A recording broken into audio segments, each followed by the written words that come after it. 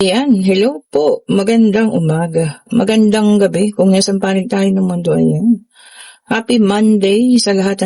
Lunes po ngayon. Siyempre, 24 ng August. Ayan. Talagang isang linggo na lang, At talagang malapit na pong matapos ang ating buwan ng August. Patapos na ang Ghost Month. Thank God, diba? So, expect nyo na, Medyo gagaan-gaan na pagkatapos ang ating Ghost Month. Kaninong situational reading? Itong makukuha natin ngayong umagang ito, ha?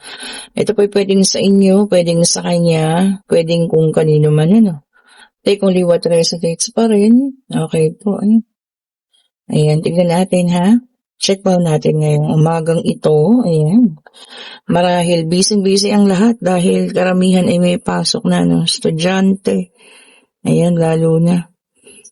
Okay, we have here the Eight of Pentacles. We have here the Fool. Okay. So, i-check pa natin, ha? We also have here the Four of Swords. And we have here the Knight of Cups. So, ayan, kompleto itong unang agad, ha? Unang apat agad. Okay po, so complete agad, Tignan pa natin. This is not a personal reading po, ha? General reading po ito. You may or you may not resonate po, ha? Depende sa inyo. And timeless naman ang ating mga reading. Okay po, ha? And we have here the King of Swords. Okay po. Ayan.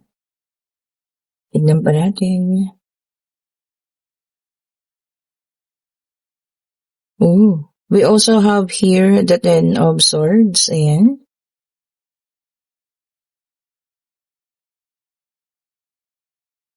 We have here the Queen of Cups. Okay.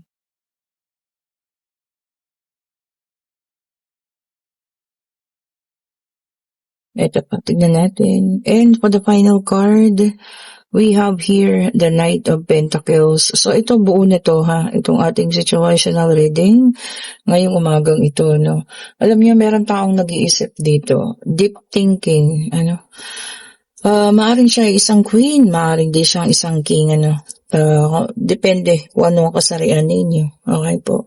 Pwede siyang LGBTQ, ha? So, no gender specification tayo dito. Nag-iisip, from the past relationship, parang ngayon niya lang napagtanto, kumbaga naisip niya, yung sudden changes o bigla ang pagbabago dito sa person na to, From gentle na tao, ganun, maalalahanin, mapagmahal, ganyan. All of a sudden, sa isang snap, nagbago. Naging matigas, naging maangas, naging, ang tawag dito, matigas ang ulo, hindi na makausap ng maayos. And then suddenly, nakadulot sa'yo ng sakit, pain. Hiningi niya yung kalayaan niya, umalis, di ba? And then suddenly, ngayon mo lang talaga napagtanto, Bakit ganun? Ano nangyari? And nakita mo rin yung iba talaga yung pagbabago sa anyo niya, Parang hindi mo nakilala. At ngayon mo naisip, yes, baka ginayuma. See, meron dalang cups ang ating rito, Knight of Cups. Ayan, may dala siya. So, maaari po, tama ka. Maaaring siya yung napainom, napakain, ng tinatawag nga nating gayuma. Okay po. Maaaring ang taong ito ay, alam mo yun, talagang matagal na siyang ginugusto. O, diba? Maaaring yung third party na yun, alam na yun tungkol sa'yo, diba? Yun tungkol sa relasyon ninyo. At ginusto niya talagang masira yun. So, ginamitan niya ng ganun. So, kung yun po ay inyong sumagi sa inyong isip, nitong mga past days, napagtanto nyo, baka nga, well, tama po ang hinala ninyo. Okay? So, kung nakikita mo, kung dati hindi naman niya nagagawa, yung mga bagay na nagagawa niya ngayon na, let's say, yung noon hindi niya kayang manigaw, hindi niya kayang manakit sa'yo, Ngayon, nagawa niya, or nitong mga past, ninyo, nagawa niya. Ibig sabihin, totoo po yun. Nagkaroon din ng pagpapabaya sa trabaho. O, 'di ba? Doon ka lalong nagulat kasi hardworking nung taong 'yun pero biglang nagkaroon ng pagbabago. So, changes. So, 'yan yung mga proof po ha, na isa sa mga proof or pruweba na talagang itong taong ito po ay nagayuma. Una, sobrang galit sa'yo. Walang pakialam kahit masaktan ka ng sobra-sobra, 'di ba? Pangalawa, nag-iba talaga yung itsura niya at nag-iba yung tingin mo sa kanya. From gentle, naging ano yun, tawag dito, salbahe, no? Talagang walang pakialam basta makapanakit. At ito pa ang isang ano, no, nagkakaroon ng problema sa kaperahan na dati alam na alam mo na marunong mag-handle ng pera. Oh, 'di ba? So ano pa nga bang ibig sabihin nun? Somebody or someone is taking control. Oh, wow, grabe, no? Kinontrol siya sa ganung paraan. So this is only a confirmation, and some proof or pruweba kung ito yung naramdaman mo sa ex-person mo or kung hanggang ngayon magkasama pa rin kayo. Okay po. Ang sabi ko nga sa inyo, no, mahirap ang gumawa ng ganun kasi somehow magkakaroon yan ng expiration. 'Di ba? Wala namang forever eh. Kahit ano naman, 'di ba? Walang forever po sa mundo. Maaalis yan. And yung taong gumawa niyan sa kanya, whether si bakikang ito or kung sino man itong taong ito, kakamuhian niya po yan. Anger, no? Galit yung mapapalit. O, 'di ba? So ikaw, if you stay silent, ayan ayan, nanahimik ka lang, no? Hanggang ngayon nananahimik ka pa rin. Gawin mo lang yun kasi there will come a time mabubunyag ang lahat ng ito, no? And yung person mo magigising sa totoong nararamdaman niya. Yes po. Totoo yun. Walang forever na gayuma, ha? Okay? Maaalis at maaalis yan. And we have here the 5 of wands. Ito pa isa, no? Ang hilig niyang isali yung sarili niya ngayon sa argumento. Whether ikaw, ka-argumento niya or ibang tao. Which is dati hindi mo naman nakikita sa kanya yan. Pero ngayon ito, no? Talagang willing na willing siya makipag-argumento, sagutan, di ba? So something is really changed. Kumbaga nagbago talaga. And we have here the hermit. Tahimik ka lang, no? Talagang lumuluha sa tabi. Ayaw mo nang patulan, ayan. Or kung tapos naman na ito, you are now on the, sabi nga nito, reflection. Yun nga, nakapag-isip-isip na, no? Inisip mo na, hinimay-himay mo na lahat ng mga pangyayari. And ngayon mo nabuo sa sarili mo, no? Na baka totoo nga. Di ba? May dala tayong number 9, ha? Para sa ating the hermit. Oh, ganda ng reading ngayong umagang ito, ha? And, tingnan nyo naman. We have here the Queen of Cups. And yes, napaka-emotional pagka ganito, diba? Because, alam mo yun, yung taong, kung sino man yung sinamahan niya ngayon is, hindi siya patas lumaban. Kasi gumamit siya ng mga ganyang karunungan, diba? Which is mali. Nasa dark side na siya, no? Maling-mali na po yun. Diba?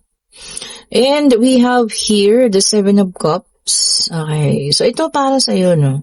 Sabi rito, you still have a lot of options. Marami kang pagpipilian. Okay po? Not necessarily mag-relasyon ka ulit ngayon or whatsoever, pero mas marami kang dapat pang isipin at dapat gawin. Kumbaga, more focus, no? Sa ibang bagay, hayaan mo na sila. Hayaan mo na siya, yun ang pinili niya.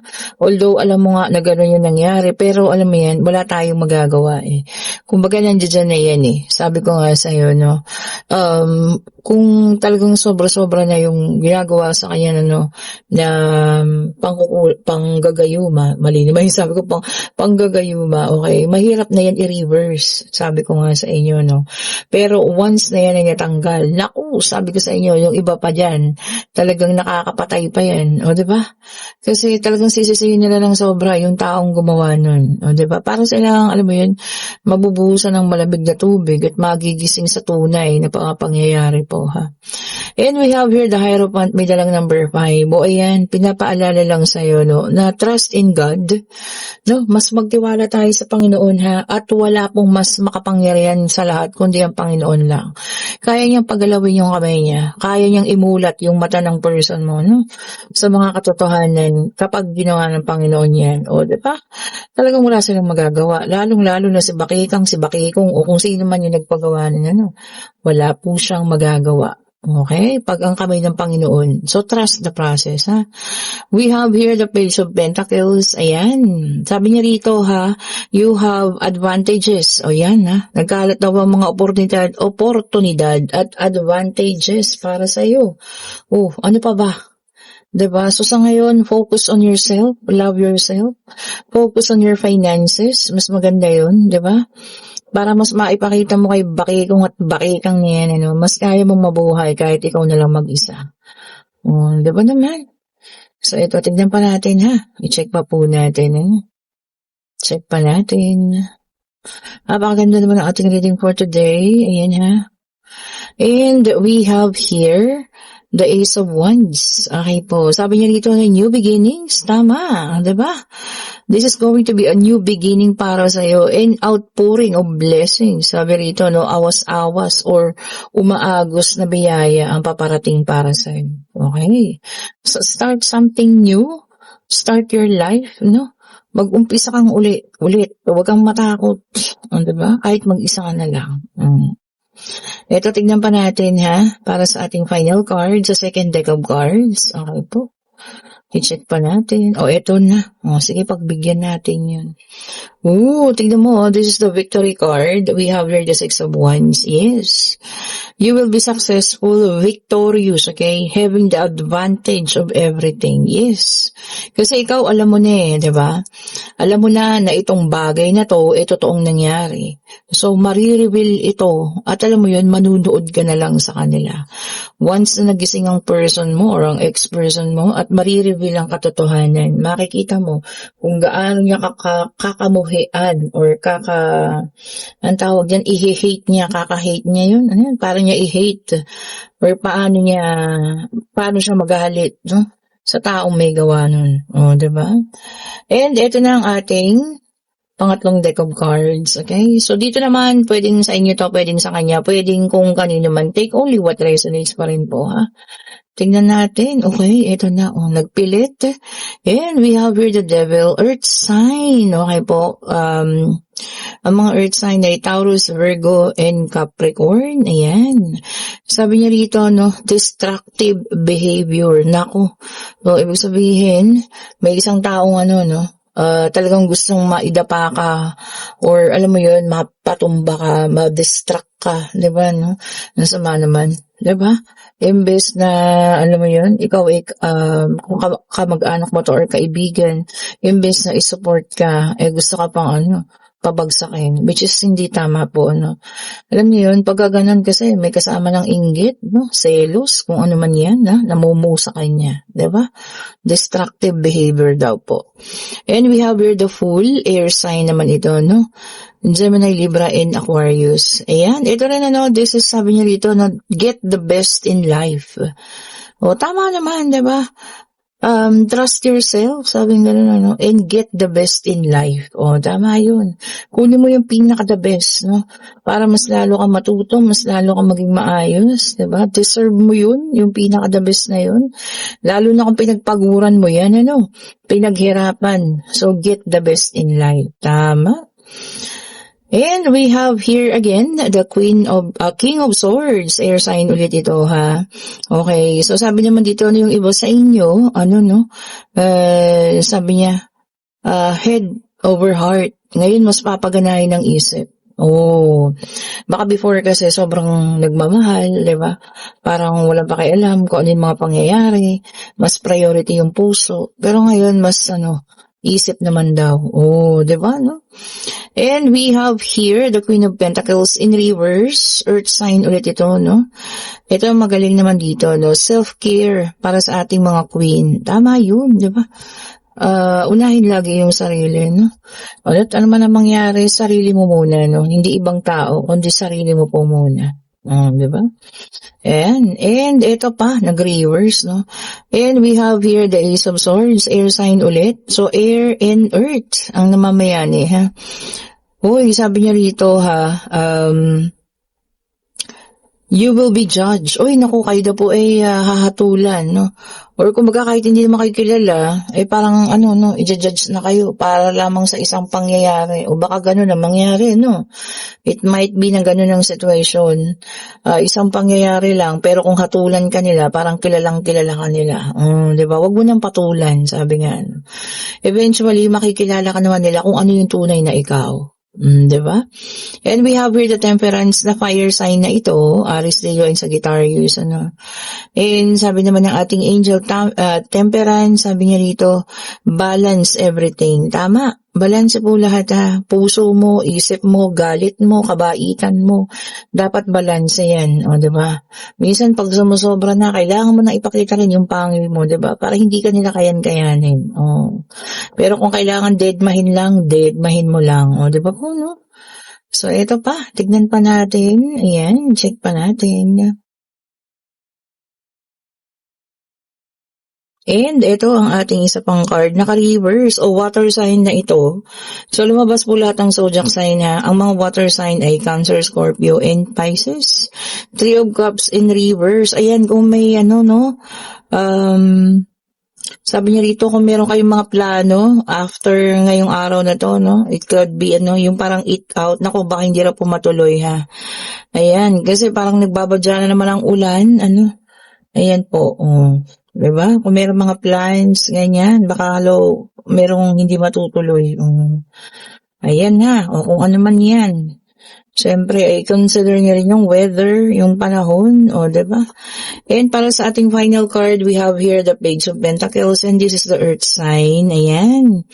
Sabi niya rito, reflection. Ganda nun. Big word, reflection. Kumbaga, kung ano yung mga nagawa mo from the past, magre-reflect yan sa mga nangyayari sa ngayon, sa iyo sa kasalukuyan. Okay po. Kumbaga, this is also a karma. Diba? Kung naging mas maayos ka or maging mabuti kang tao nung past, aanihin mo yan. Diba, no?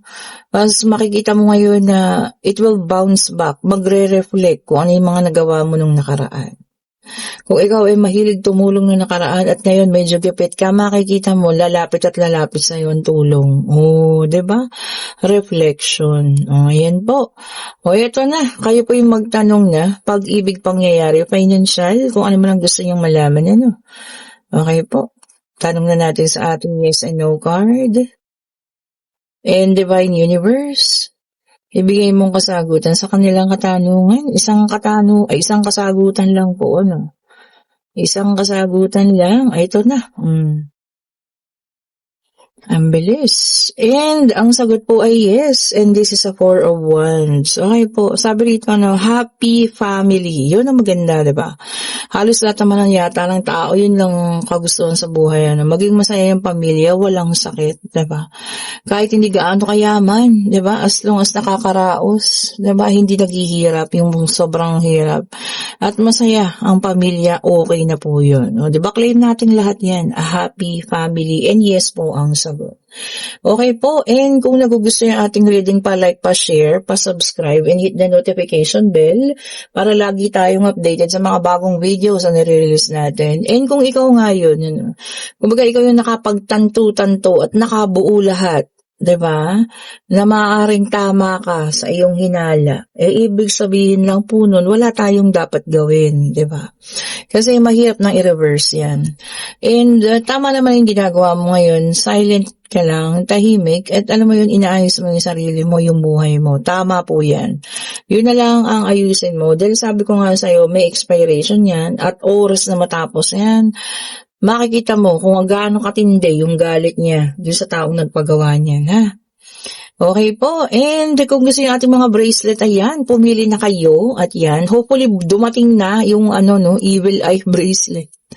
Hanggang ngayon po wala pa, parang ang hirap kumuha ngayon, kasi nga ghost month pa rin, in pangontra nga. Okay po, hintayin lang natin, baka bukas nandyan na, ayan. Thank you so much po ulit for watching. Have a great evening, morning, kung nasan man kayo, and kung gusto ng private reading sa Friday, napakagandang araw, August 28 of 2026, kayo po yung mag-chat na, ayan, para mabigyan ko na kayo ng oras, no? Every Friday po ang ating reading. Okay po, thank you so much po ulit. Stay safe po sa lahat, ha. Happy Monday. Sana maging stress-free ang Monday ninyo para whole week na napaka-smooth niyan. Okay po? Thank you so much po ulit. Bye-bye po sa inyo.